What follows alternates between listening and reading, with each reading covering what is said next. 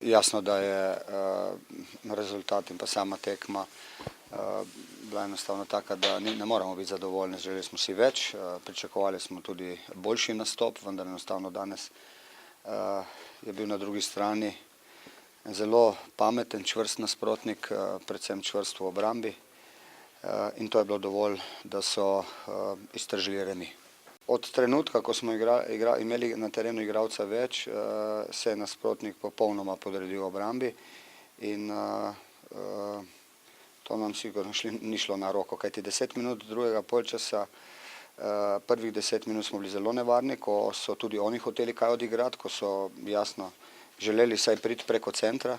enostavno kasneje si niso želeli več in so bili v svojem kazenskem prostoru in zaradi višine, katero imajo, tudi zaradi znanja, katerega imajo, je bilo izredno težko, po drugi strani pa je pri nas bil pretok žoge prepočasen. Nismo imeli igralce, kateri bi bili v tem trenutku dovolj dobri ali pa dovolj hrabri, dovolj razpoloženi v tem trenutku, da bi jih lahko prebili. Tako da enostavno je bilo zelo malo priložnosti, kljub temu, da smo imeli igralca več. Došli smo sa ambicijama da dobijemo utakmicu, nažalost prema naprijed nismo dosta pokazali, ali ipak smo igrali 35 minuta sa igrača manje, što moram čestitati igračima da su odigrali jednu muški čvrstu utakmicu, jedno što je najbitnije,